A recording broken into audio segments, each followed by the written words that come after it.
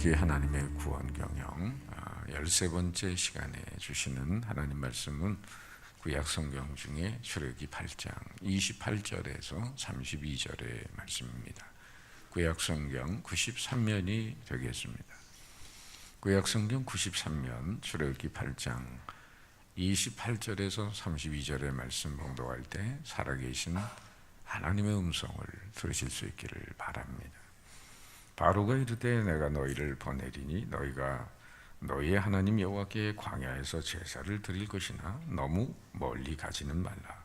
그런즉 너희는 나를 위해 간구하라. 모세가 이르되 내가 왕을 떠나가서 여호와께 간구하리니 내일이면 바리 때가 바로와 바로의 신하와 바로의 백성을 떠나려니와 바로는 이 백성을 보내어 여호와께 제사 드리는 일에 다시 거짓을 행하지 마소서 하고 모세가 바로를 떠나 나와서 여호와께 간구하니 여호와께서 모세의 말대로 하시니 그 바리 때가 바로와 그의 신하와 그의 백성에서 떠나니 하나도 남지 아니하였더라. 그러나 바로가 이때에도 그의 마음을 완강하게 하여 그 백성을 보내지 아니하였더라. 이런 제목의 시가 있습니다. 그 제목은 내게 하나님은 3등입니다. 1등은 하고 싶은 일, 2등은 해야 하는 일, 3등은 하나님을 만나는 일. 하고 싶은 일 다 하고 해야 하는 일 다 마치고 그리고 나서 여유가 있으면 하나님을 만납니다. 그래서 하나님은 늘 내게 있어서 3등입니다. 내 힘으로 한번 해보고 그래도 안 되면 가까이 있는 사람에게 도와달라고 하고 그나마 안 될 때는 하나님 앞에 매달립니다. 그래서 하나님은 늘 내게 있어서 3등입니다. 거리에 있어서도 하나님은 3등입니다. 내게 가장 가까이 있는 건 내 자신이요, 그 다음은 내 마음을 알아주는 사람이요, 그리고 그 다음에야 저 멀리 계신 하늘에 계신 하나님입니다. 그래서 하나님은 내게 있어 늘 3등입니다. 그런데 말입니다, 하나님께 나는 항상 1등입니다. 무슨 일이 있어도 내가 부르기만 하면 하나님은 가장 우선적으로 나를 도와주십니다. 내가 괴로워할 때 만사를 제쳐놓고 하나님은 달려오십니다. 아무도 내 곁에 없다고 생각할 때 홀로 내 곁에 오셔서 나를 위로해 주십니다. 그래서 하나님께 나는 언제나 1등입니다. 나도 하나님을 1등으로 생각하면 좋겠습니다. 만사를 제쳐놓고 만나주시고 작은 고비 때마다 손을 잡아주시는 내게 1등이신 하나님을 나도 1등으로 모시고 싶습니다. 여러분, 지금껏 살아오시면서 하나님이 여러분에게는 몇 등이나 되셨나요? 만일 하나님께서 우리의 영혼을 불쌍히 여기지 않으시고 차별하고 적당하게 대하신다면 하나님을 향한 우리들의 마음은 어떨까요?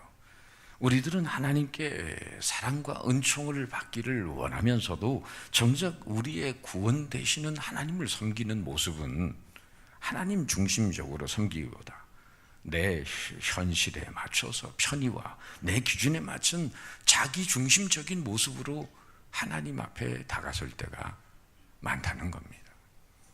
우리들의 이런 모습에도 불구하고 하나님은 우리들을 대하실 때 우리처럼 대충 대하시거나 소홀히 대하시거나 형식적인 모습으로 대하지 않으신다는 거예요.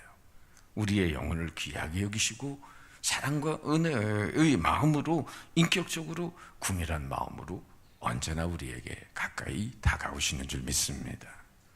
그렇다면 우리가 하나님을 섬길 때 어떤 모습으로 섬겨야 하겠어요? 우리가 정말 늘 우리의 연약한 모습에도 불구하고 더 큰 사랑으로 베푸시는 하나님의 은혜를 안다면 신령과 진정으로 찬양 경배를 올려드리고 진실된 마음으로 사랑하고 간절한 마음으로 기도하고 회개하는 마음으로 죄인됨을 고백하고 하나님을 믿음으로 신뢰하고 인격적으로 영접하며 하나님을 충성되이 섬겨드려야 되지 않겠습니까? 그런데 예나 오늘이나 우리가 하나님께 그렇게 반응하며 살지 못하도록 하는 어둠의 권세가 우리 주변을 지금도 맴돌고 있어요. 그것이 바로 그 옛날 출애굽할 때의 이 바로의 타협 안에, 두 번째 타협 안에 그 내용이 들어 있습니다.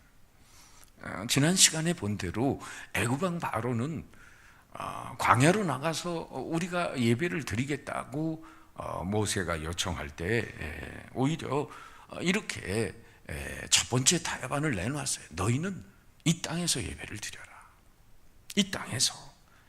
모세가 단호하게 그리하면 불가합니다. 우리는 하나님의 명령대로 광야로 나가서 사흘길을 가서 거기서 예배를 드리기를 원합니다. 그랬더니 두 번째 타협안이 나오는데 그것이 바로 오늘 28절의 말씀이에요. 다 같이 한번 읽어봅니다. 시작.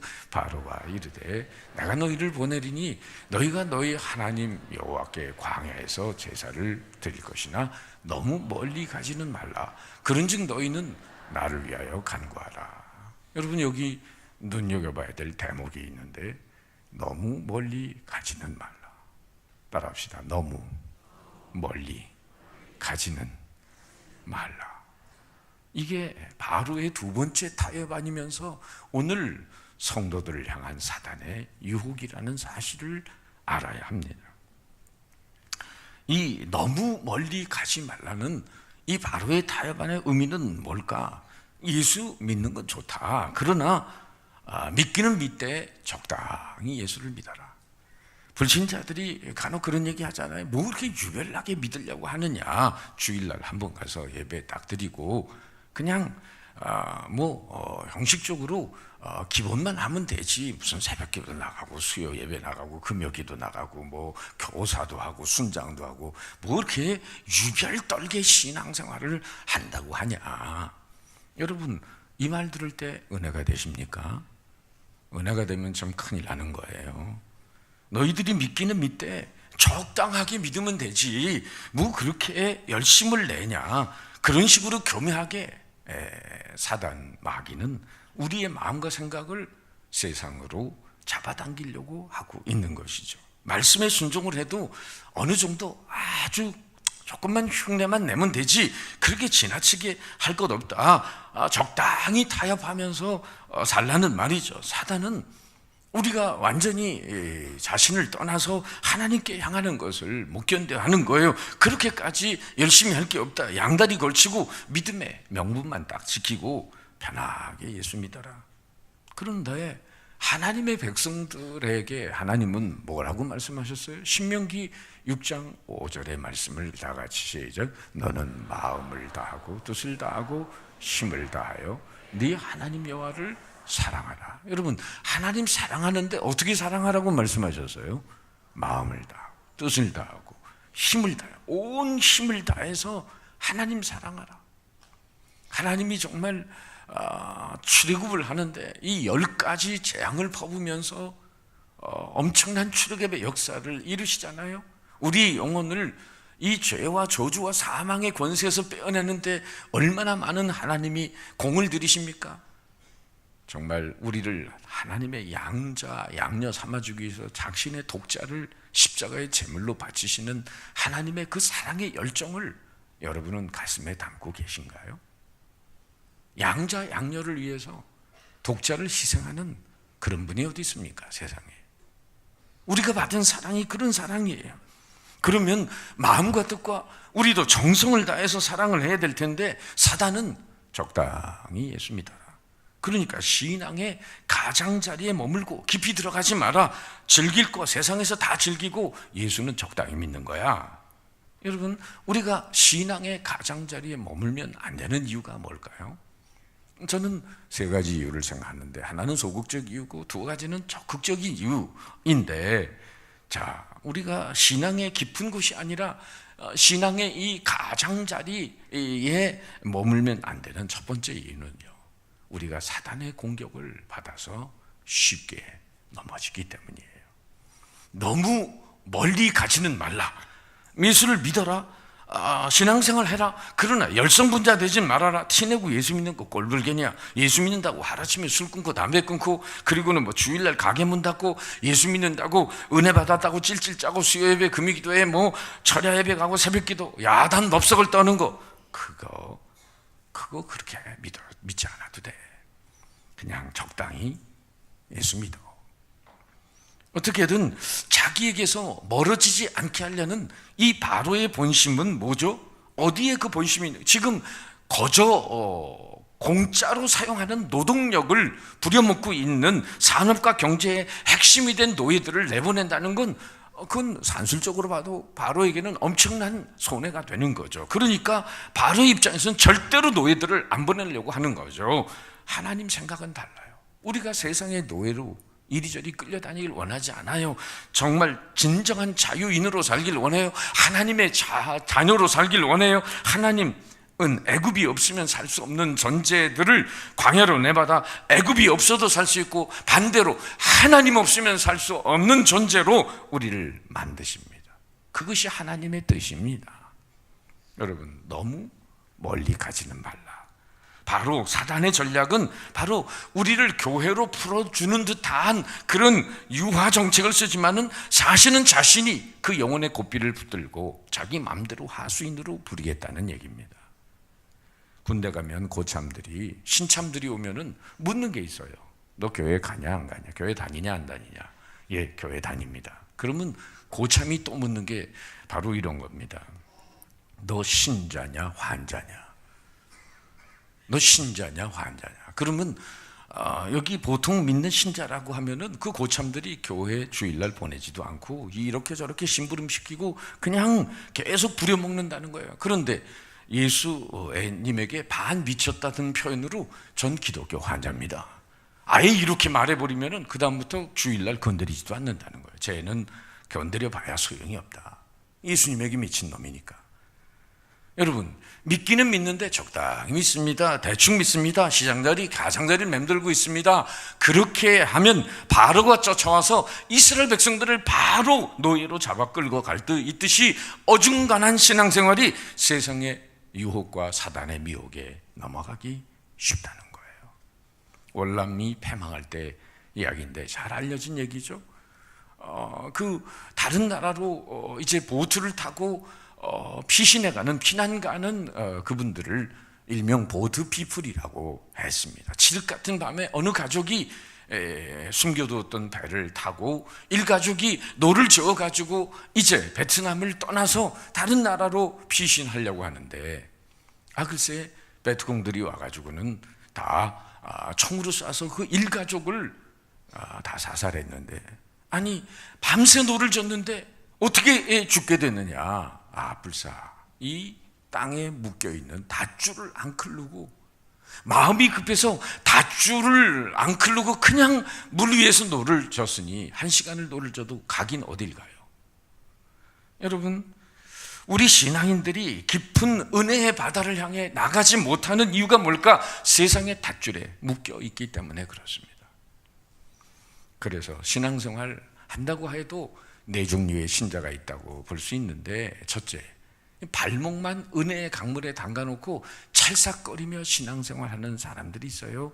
이런 분들이 좋아하는 주제 찬송가는 찬송가 302장 3절, 아까 불렀던 찬양. 많은 사람이 얕은 물가에서 저 큰 바다 가려다가 찰싹거리는 작은 파도 보고 마음이 여려서 못 가네. 언덕을 떠나서 창파에 배띄어 내 주 예수 은혜의 바다로 네 마음껏 저어가라.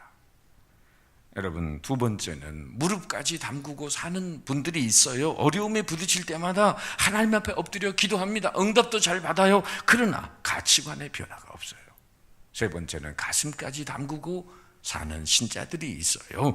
정말 감동을 잘 받아요. 그러나 하나님께 온전히 자신의 삶을 위탁하지 못하고 헌신하지 못해요.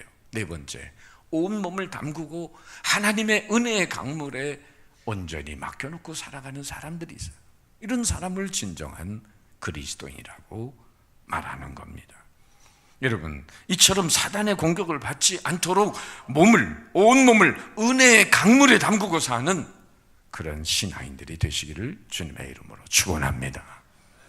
두 번째, 애굽, 세상과 가까이 신앙의 자리, 가장자리에 머물지 않아야 될 이유는 도대체 뭘까? 두 번째, 그것은 하나님과의 친밀함 속에서 깊은 영적인 체험과 더불어 하나님의 기적을 체험하지 못한다는 겁니다. 사도행전 3장에 보면 성전 미문 앞에 앉아있는 안진뱅이가 있어요.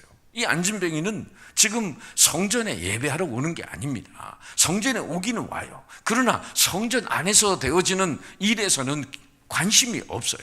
그저 성전을 출입하는 사람들에게 얼마나 동량을 받아내느냐 하는 거기에 관심이 있어요. 그걸 고상한 말로 소유지향적인 관심, 경제지향적 관심이죠. 오늘도 세상에 관심 많은 분들은 이 세상은 사실 우리가 거쳐가는 장소고 하늘나라에 비하면 예고편에 불과한데도 임시처소로 살고 있는 나그네 여정인데도 여기에 세상의 무게중심을 딱 두고 사는 사람은 쉽게 사실 하나님 나라에 깊숙이 들어오지를 못합니다. 그래, 교회에서 단지 주일 예배 한 번 드리는 것으로 신앙생활이 전부라고 생각을 하는 거예요. 그건 바로가 이스라엘 백성들에게 유혹하는 것처럼 너무 멀리 가지는 말라는 이 두 번째 타협 안에 농락당하고 사는 신자의 모습인 것입니다. 주님께서 계시록 3장에 나오는 7교회 중에 계시록 3장에 그 라오디게아 교회를 책망하는 말씀이 있어요.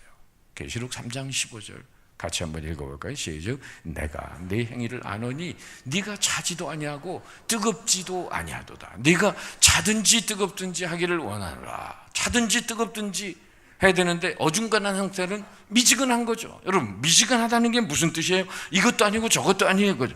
한 발은 세상에 놓고 한 발은 교회에다가 들여놓고 적당히 양쪽을 즐기면서 신앙생활 하는 거죠. 세상에서 발을 빼고 열심히 신앙생활 하자니 세상에서 즐기는 게 너무 아깝고, 또 교회에서 발을 빼고 세상에 마음껏 즐기자니 신앙 양심이 이러지도 못하고 저러지도 못하고 어정쩡한 상태가 있어요. 그러고 보니 교회 나온 지 1년이 되고 5년이 되고 10년이 됐는데도 신앙의 제자리를 맴돌고 있는 신자들이 많다는 거죠. 이것이 주님이 책망한 열매 없는 무화과에 대한 신앙의 적당주의라고 하는 것입니다. 그런데 우리가 분명히 알아야 할 것은 신앙생활에는 중립지대가 없어요. 링컨 대통령 당시에 남군과 북군이 전쟁을 치르지 않았습니까? 그 남북전쟁. 근데 한 사람은 자기는 남군 편도 아니고 북군 편도 아니다. 그러면서 중간에 남군 북군이 싸우는데 중간에 가가지고는 북군 웃도리를 입고 남군 바지를 입고 싸우지 말라고 깃발을 흔들었는데, 저쪽 양쪽에서 남군이 보면 북군 바지가 보이고 저쪽에서 보면 북군이 보면 남군 웃도리가 보여서 서로 총을 쏴가지고 완전히 총으로 벌집이 돼서 죽었다는데요. 여러분, 이런 이야기는 하나님과 세상에 양다리 걸치고 있지 말라는 거죠. 신앙에 양다리를 걸치지 말라. 신앙은 미지근하면 안 된다. 미지근하다는 건 신앙적 열심이 없다는 거죠. 영적인 갈증도 없고 은혜를 사모하지도 않고 찬송 부를 때 찬송 부르지도 않고 기도할 때 기도 열심을 내지도 않고 예배 출석에 열심 내지 않고 전도 봉사에도 더더욱 열심 내지 않고 그냥 뒷짐지고 구경꾼 신자로 살아가는 거예요. 오늘날도 사탄은 열심 내지 말고 적당히 예수 믿어. 그러나 여러분, 적당히 해서 되는 일이 있어요?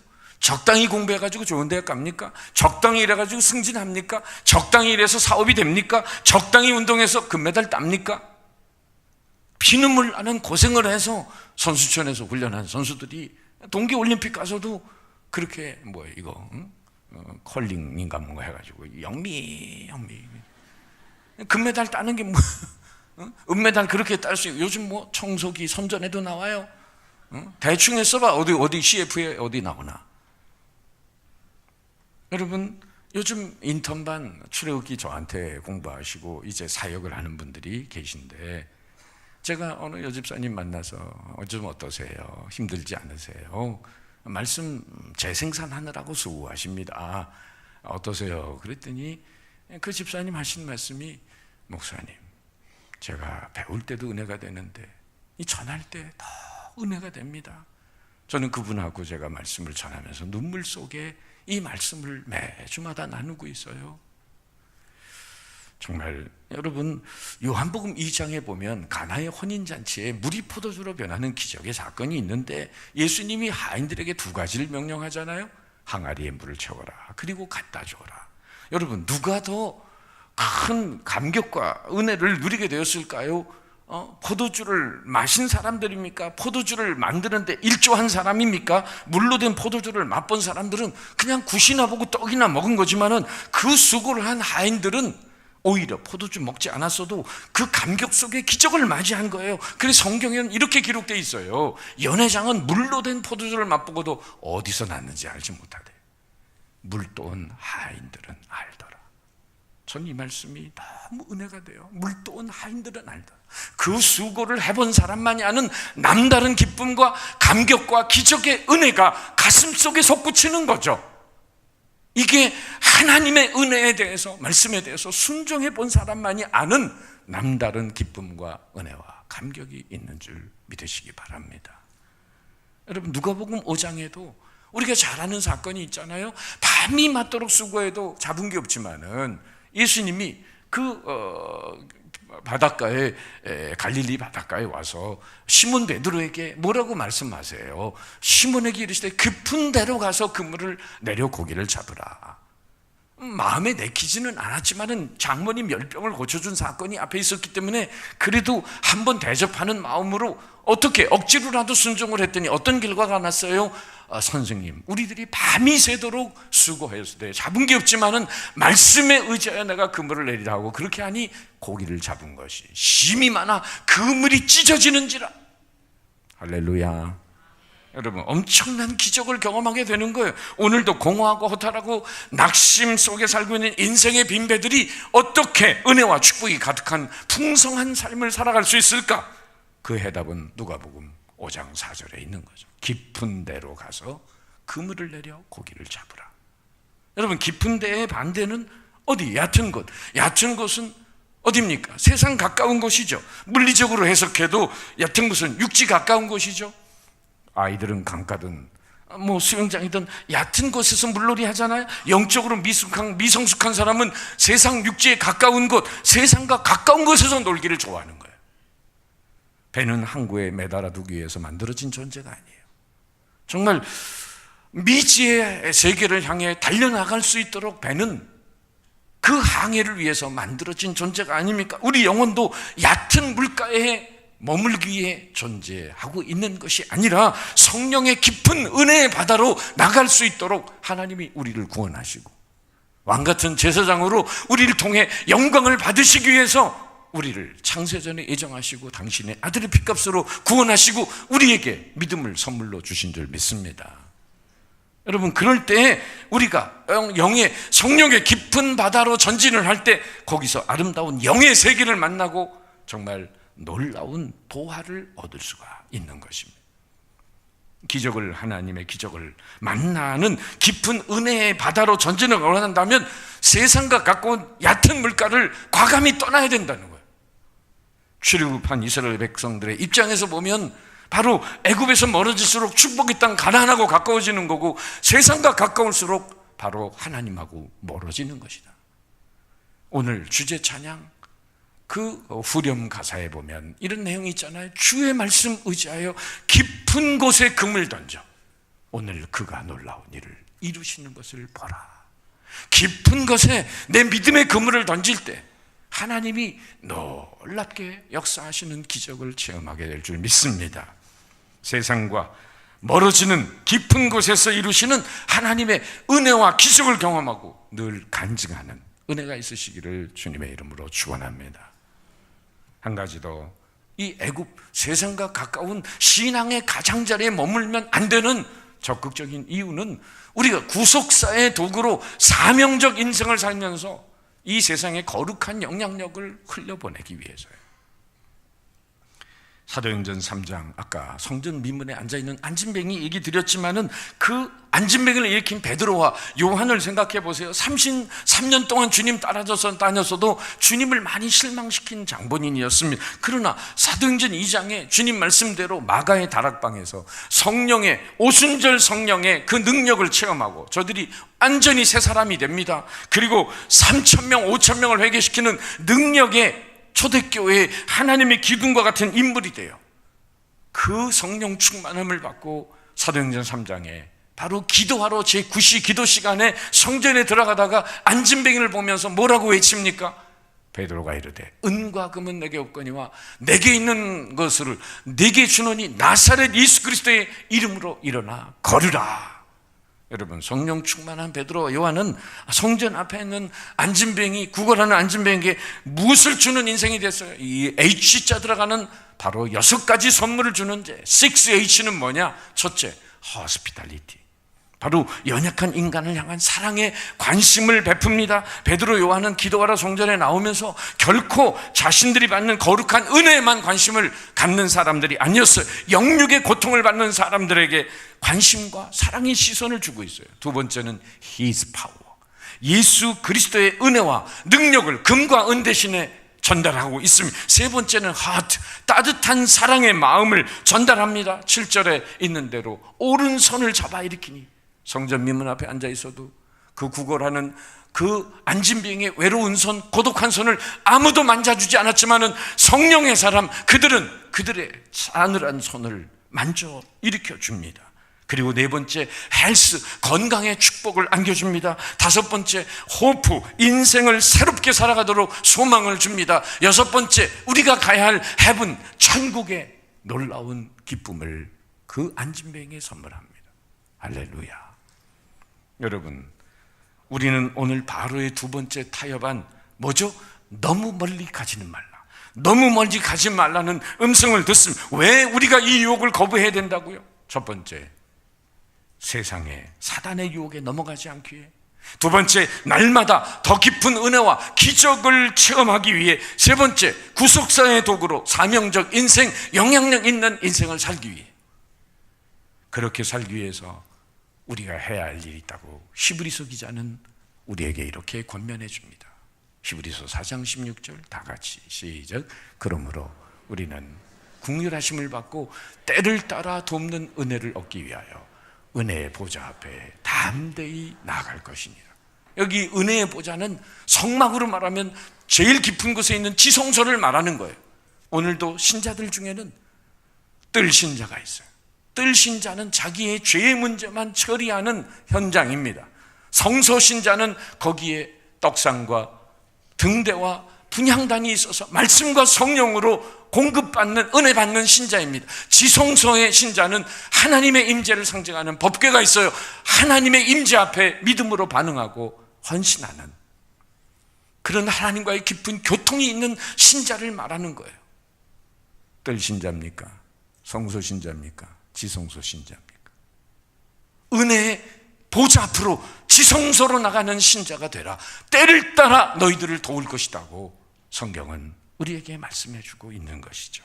시간 말씀으로 은혜 받는 자리, 또 더 깊은 신앙의 성숙을 위해 훈련 받는 자리, 그리고 사명을 이루어가는 자리, 그런 자리를 여러분 향해 전진하시면서 하나님이 베푸시는 은혜와 기적을 맛보시고 간증하는 삶이 되시기를 주님의 이름으로 축원합니다.